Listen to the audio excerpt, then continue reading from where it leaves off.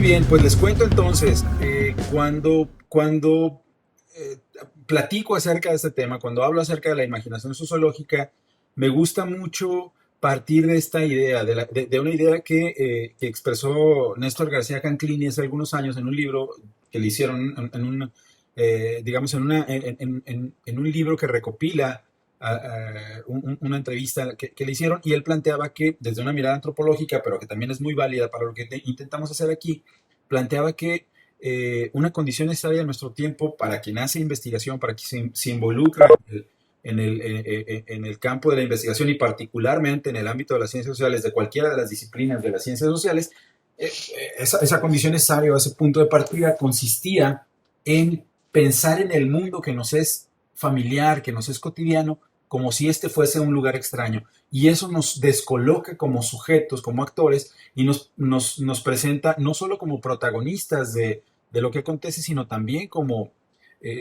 testigos de aquello, de aquello que ocurre, de aquello que observamos. Y esta especie de vinculación entre que nos permite ser al mismo tiempo tanto protagonistas como,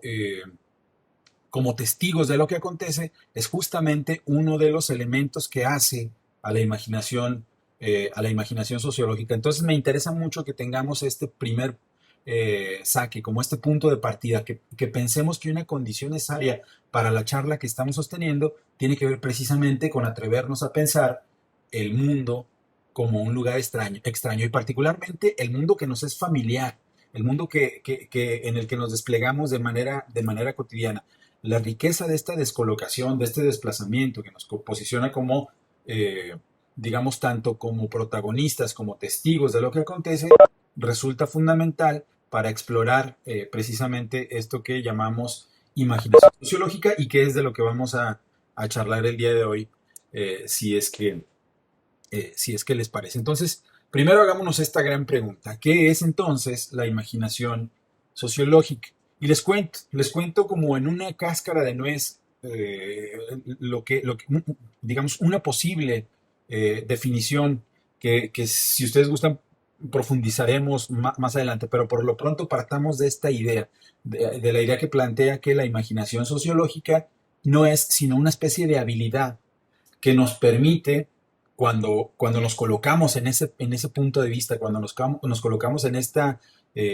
escenario en el que observamos, en el que utilizamos o aplicamos la imaginación sociológica, nos permite reconocer lo que les decía antes, la vinculación que existe entre lo que,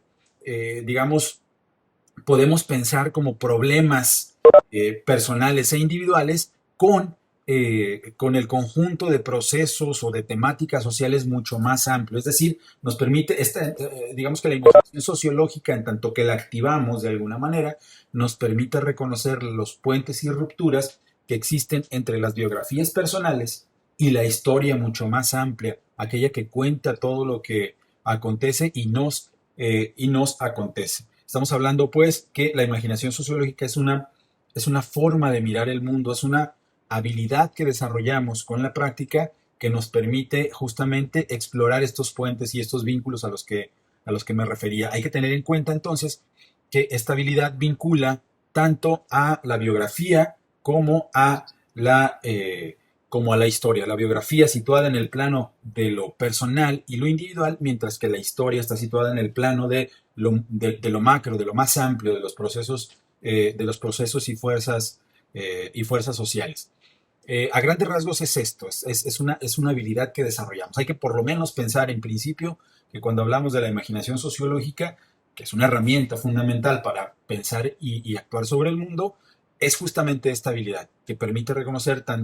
la vinculación que hay entre la biografía como la historia, o con la historia, mejor dicho. Y esta vinculación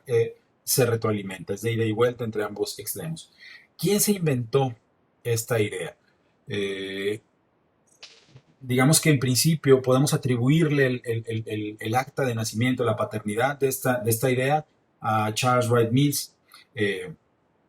un sociólogo que, digamos, más o menos ahí a mediados del siglo XX, creo que el libro del que hablamos, el de la imaginación sociológica, de la promesa de la imaginación sociológica,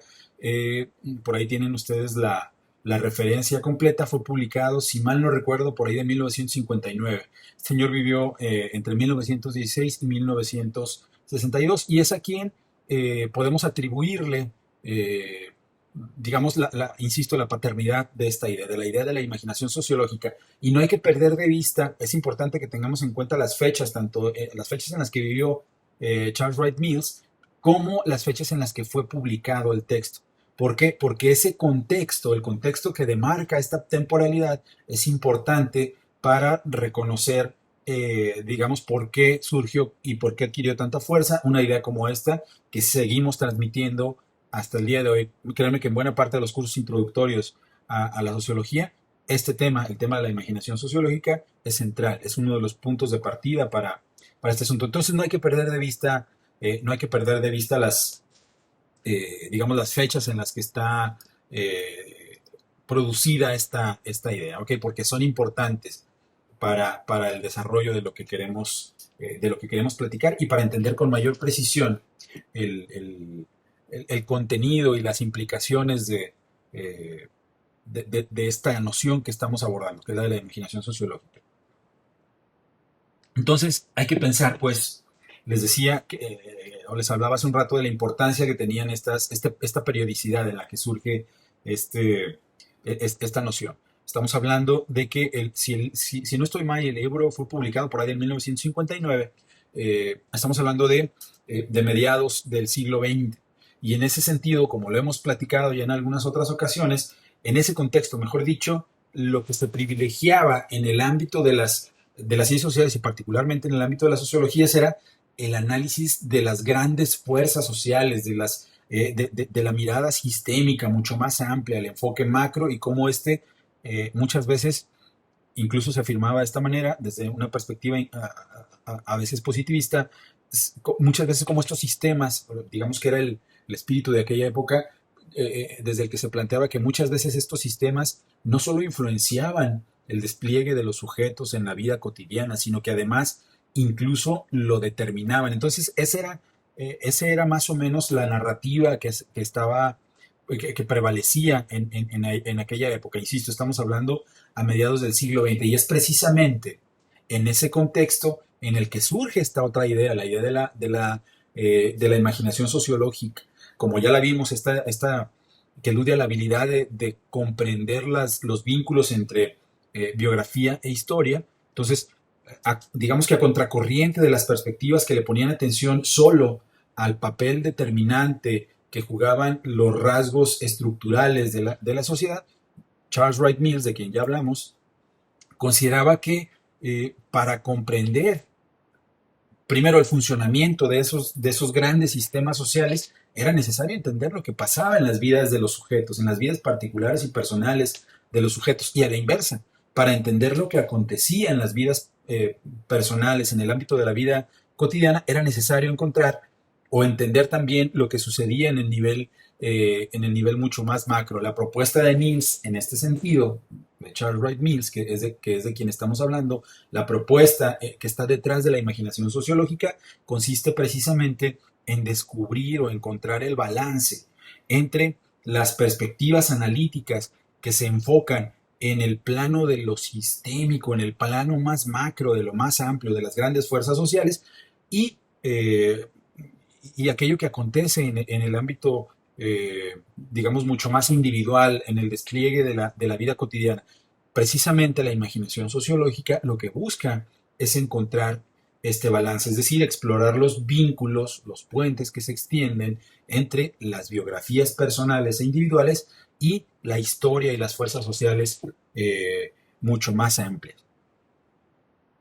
Ahora, esto no es gratuito. Eh, digamos que no es un ejercicio eh,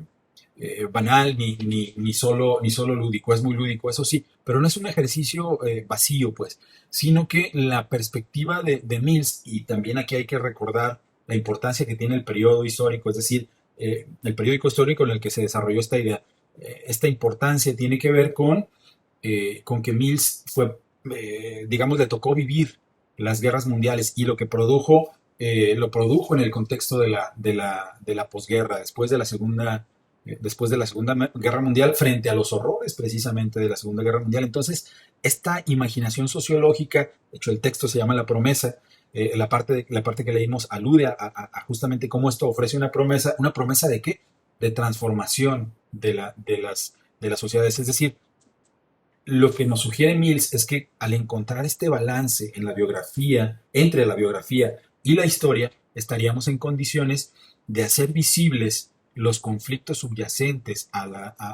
las sociedades y, en este sentido, transformar de manera significativa a las sociedades. ¿En qué sentido? En el sentido de solventar aquellos conflictos que teníamos enfrente. Recordemos, pues, la importancia que tiene el contexto en el que surge esta idea. Es decir, un contexto marcado por dos guerras mundiales, por el horror fundamental asociado con esta última, que fue la que le tocó, digamos, atestiguar a Wright Mills, y entonces, digamos que el espíritu que se condensa alrededor de la imaginación sociológica tiene que ver precisamente con esta, primero con la visibilización de las injusticias y luego con la intención de transformar las situaciones problemáticas que sean reveladas por la imaginación sociológica, que en última instancia es una forma de trascender el sentido común. Me refiero a la imaginación sociológica, pero sobre eso hablaremos más, más adelante. Finalmente, en este sentido, cuando platicamos de las intenciones que hay en torno de las intenciones con las que surge y el contexto en el que surge la imaginación sociológica, decíamos pues que esta finalmente es una forma de, digamos, trascender las limitaciones asociadas con con el sentido común, el cual está sumamente anclado tal cual a los límites de nuestras propias experiencias personales. La idea es trascender justamente ese ámbito desde la propia biografía, pero trascender el ámbito del sentido común, de aquello que nos es, digamos, de aquello que asociamos con lo dado, con lo que ya nos es dado y que no nos cuestionamos, con la intención de tener una mirada mucho más amplia, con la intención de contar con una comprensión mayor acerca de lo que acontece en el espacio social. ¿Cuál es la apuesta de esta perspectiva de la imaginación sociológica? Pues básicamente, en la medida en que logramos trascender estos límites del sentido común y encontramos los puentes que se extienden entre la biografía y la historia, estamos en condiciones de reconocer, ahora sí, los efectos que producen los procesos históricos mucho más amplios sobre el despliegue de las biografías particulares. ¿Sí? Las biografías particulares, a diferencia de otras miradas o de otros enfoques o de otros incluso paradigmas en los que digamos que se piensa que el mundo es construido alrededor de un conjunto de voluntades individuales, casi en el vacío, sin un contexto, la perspectiva de la imaginación que propone la imaginación sociológica sugiere más bien la necesidad de reconocer el efecto que tienen los procesos históricos más amplios sobre el despliegue de las biografías individuales. Y digamos que a la inversa también funciona el asunto. Tienen ritmos distintos las influencias mutuas que tienen las biografías sobre las historias, pero también funciona, es decir, el despliegue de la biografía individual en el ámbito de la vida cotidiana tiene efectos importantes sobre los procesos históricos más amplios. Hay una retroalimentación ahí importante y, digámoslo así, la imaginación sociológica nos habilita para ver estos procesos de retroalimentación. Ahora bien, ¿qué nos requiere la perspectiva de la imaginación sociológica? ¿Qué nos exige, digámoslo así, para estar en condiciones de, digamos, observar el mundo desde esta perspectiva? Básicamente, a lo que nos invita es a adoptar una especie de distanciamiento de aquello que nos resulta familiar y cotidiano, de modo que estemos en condiciones de observar el contexto social, el espacio social en su conjunto, no con base en los límites solo de nuestra experiencia personal, sino de los puentes que esa experiencia personal tiende hacia los procesos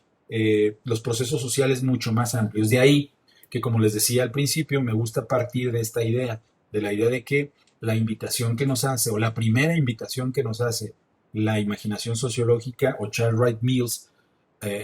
por la vía de la imaginación sociológica, es a que nos atrevamos a pensar el mundo que nos resulta familiar y cotidiano como un lugar sumamente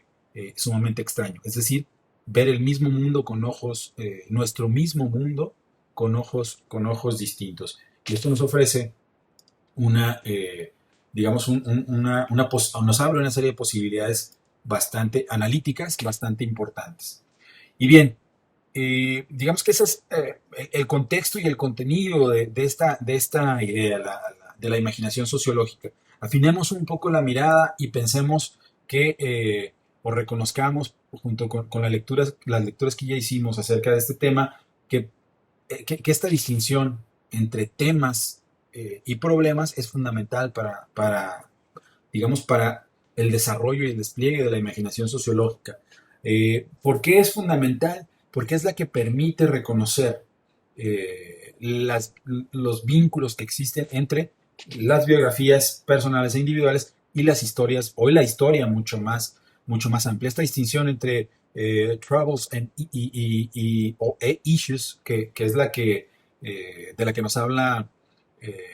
Mills, que puede traducirse como, digámoslo así, problemas individuales y temáticas o temas sociales y de naturaleza pública, es fundamental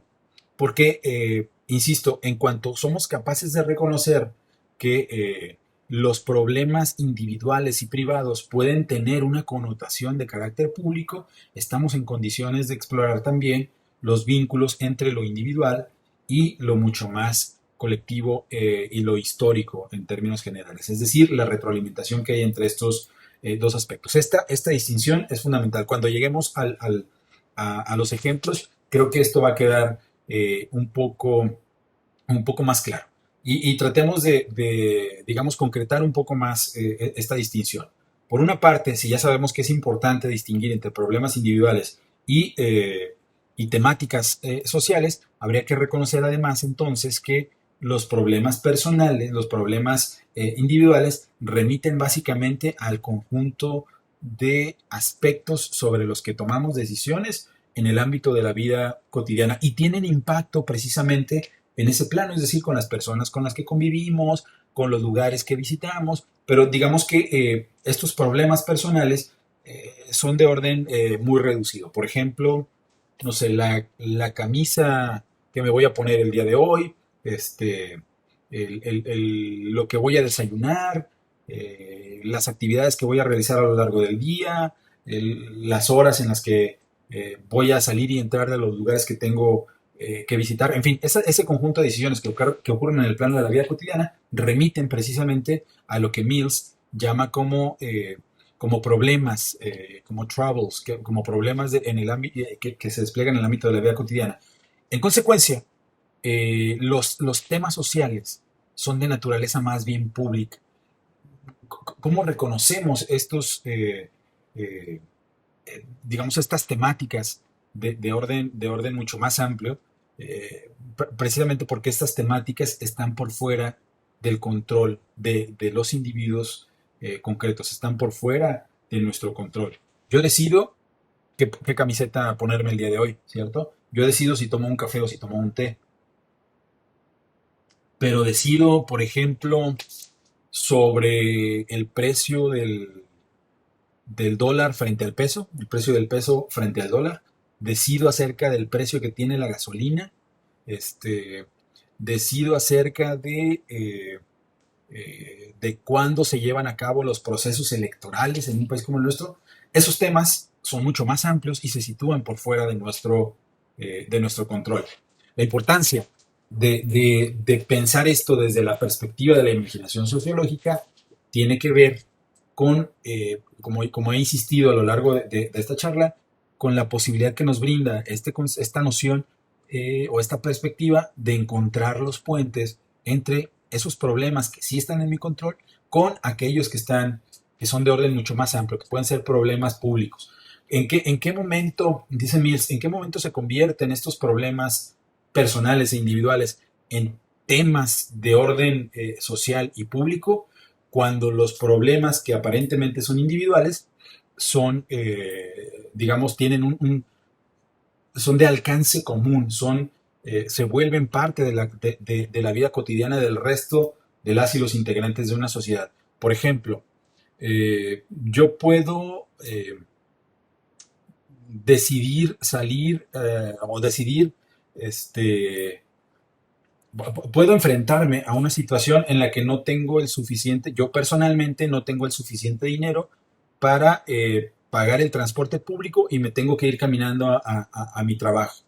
Y ese es un problema personal. Por alguna razón, digamos que porque no me pagan lo suficiente, no me alcanzó el dinero que tenía durante el mes y entonces llego al final de mes sin dinero, sin suficiente recurso como para poder pagar el camión. Entonces me tengo que ir a mi trabajo caminando. Cuando ese problema, es decir, que los salarios, cuando el problema de los salarios bajos se convierte en una temática común, en un problema que es común a amplios sectores de la sociedad, entonces ese problema personal y particular, a través del que yo no tuve dinero suficiente para pagar el transporte público, cuando ese problema se replica y se vuelve un tema común entre diversos integrantes de la sociedad, entonces se vuelve parte de lo que Mills llama como temáticas sociales, se vuelve un problema de orden público. Y empezamos ahí, si uno revisa otro tipo de ejemplos, como lo vamos a ver hacia el final de esta charla, si uno revisa estos ejemplos, puede empezar con el descubrimiento de estos puentes en los que he insistido tanto, de los vínculos que existen entre la biografía y la historia. Es decir, el hecho de que, para el ejemplo burdo y absurdo que estoy exponiendo en este momento, que señala que yo no tengo suficiente dinero para tomar el camión y me tengo que ir a pie, bueno, ahí hay ese problema individual no ocurre en el vacío, sino que tiene un contexto social mucho más amplio que influye en esta problemática personal. Ese contexto social más amplio puede ser, no sé, malas decisiones de política pública a partir de las cuales fue imposible crear empleos suficientes o crear empleos que pudieran ofrecer un salario digno. Entonces esas dos problemáticas, la más amplia, el contexto social más amplio con las problemáticas particulares, digamos que muestran un punto de encuentro y entonces la imaginación sociológica es la que nos permite reconocer eso. Transitamos o atravesamos la idea o los límites del sentido común que nos hacen ver que esta problemática personal y particular tiene una connotación social eh, mucho más amplia. En este sentido, vale la pena que recordemos digamos, la importancia que tiene el tema de la historia para la imaginación sociológica, que es un tema central, insisto, para esto que estamos haciendo. Hay que conocer qué es lo que acontece, hay que conocer cuáles son las grandes fuerzas sociales que movilizan a la historia, hay que reconocer cuáles son los grandes procesos, digamos, en los que estamos insertos e insertas, en los que está inserta nuestra vida cotidiana. ¿Por qué? Porque precisamente los contornos que tienen esos acontecimientos mucho más amplios influyen de manera fundamental en el modo en que se despliegan nuestras propias prácticas en el ámbito de la vida cotidiana. Esto es importante, por eso es sumamente crucial reconocer el papel que tiene la historia para la aplicación de esta herramienta que hemos llamado imaginación sociológica. Nos permite, como lo decía hace un momento, contextualizar nuestras propias problemáticas y reconocer en qué momento estos problemas individuales se vuelven temáticas públicas, problemas de orden público, problemas pues de naturaleza, de naturaleza social. ¿Por qué es importante esta perspectiva o por qué es importante reconocerla, digamos, lo fundamental o lo central que resulta la historia para la aplicación de esta herramienta llamada imaginación sociológica? Precisamente porque a partir de este reconocimiento de los grandes procesos y fuerzas sociales que inciden en la configuración de nuestras vidas particulares, podemos comprender, lo vamos a ver en un momento cuando pasemos a los ejemplos, podemos comprender primero nuestras propias acciones, que no ocurren en el vacío, sino que están situadas en un contexto más amplio. Pero también las acciones que llevan a cabo las y los otros. Y más aún, cómo estas acciones están influenciadas por procesos mucho más amplios que escapan a nuestro control. A veces las decisiones que pensamos como más íntimas están orientadas e influenciadas por este tipo de procesos, por sistemas sociales mucho más amplios, por un conjunto de creencias y valores mucho más amplio que nos trasciende a nosotras y a nosotros como individuos. Esto es importante y esto se encuentra, digamos, este panorama más amplio se encuentra en la medida en que somos capaces de reconocer la importancia que tiene la historia para las propias biografías y particularmente para la perspectiva que nos brinda la imaginación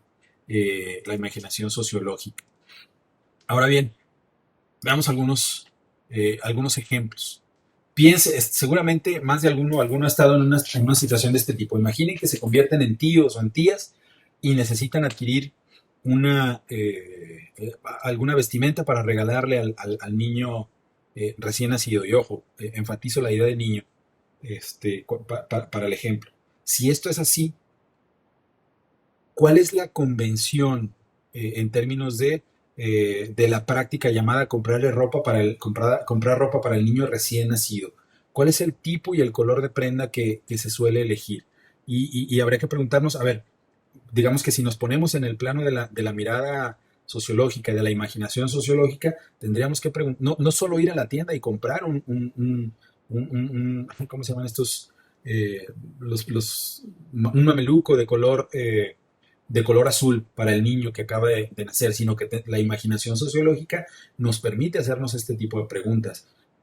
¿Qué tipo de color necesito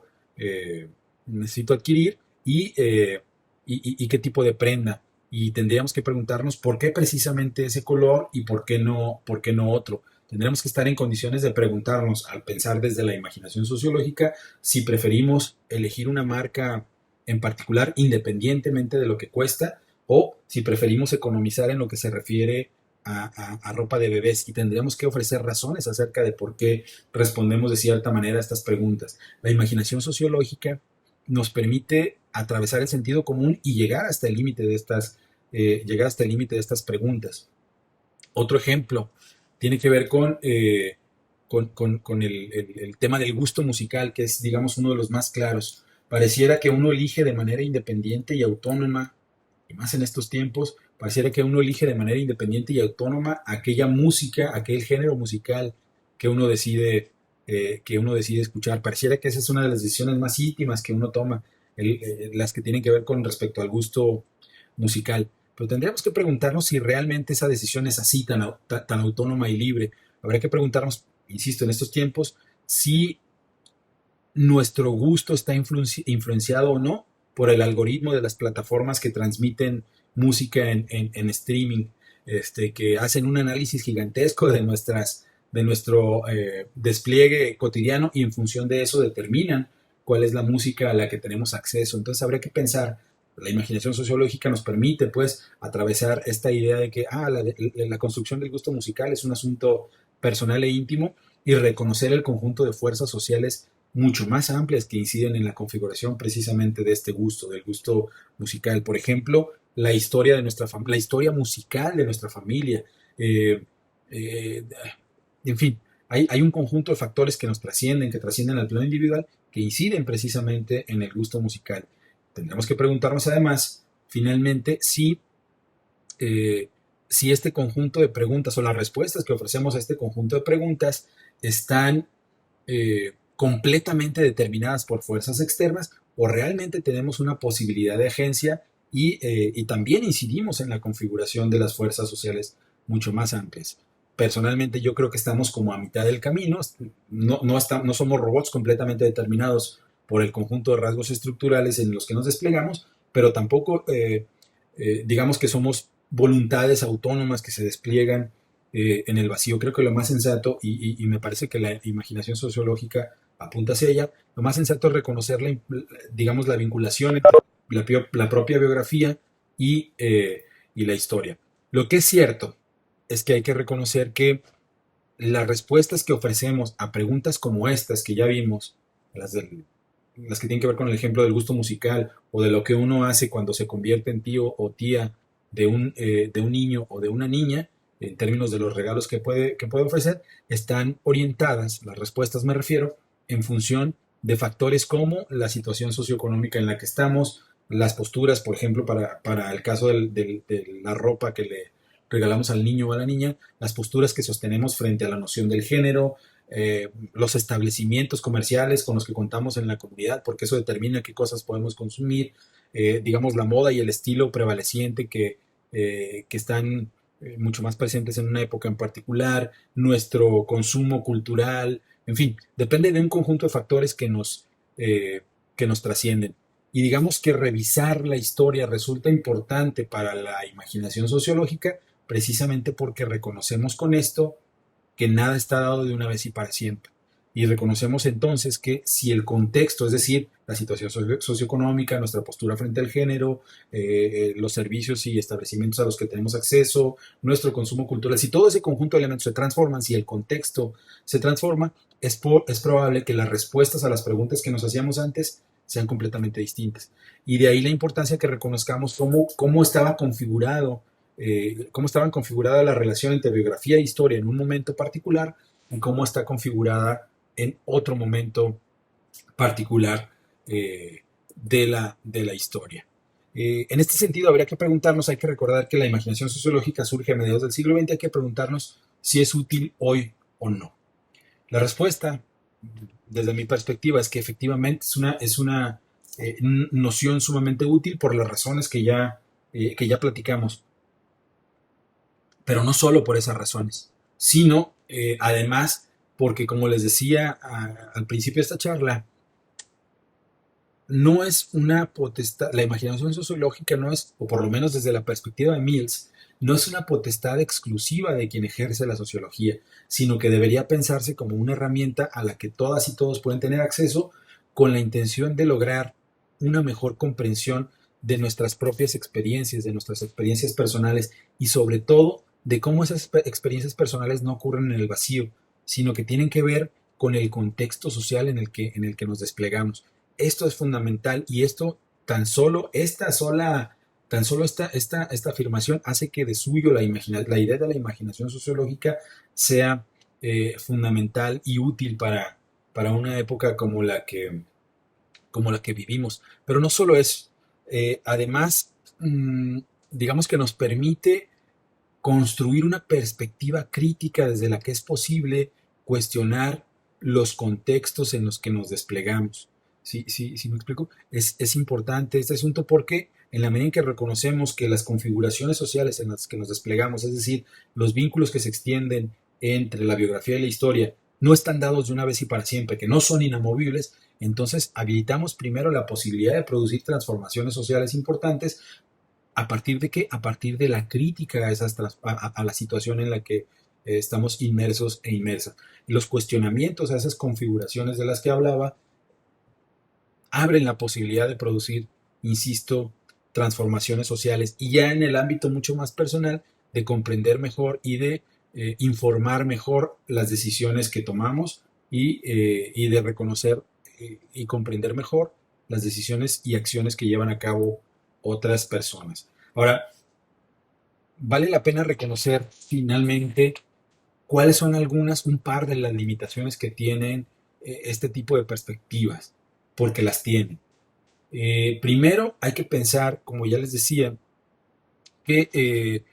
que la imaginación sociológica está atada al contexto en el que surge, es decir, un contexto que proviene o que atestigua los horrores de la posguerra. Y el mundo en realidad se ha transformado de maneras significativas. Parecía que no, pero en realidad hay muchas cosas distintas a lo que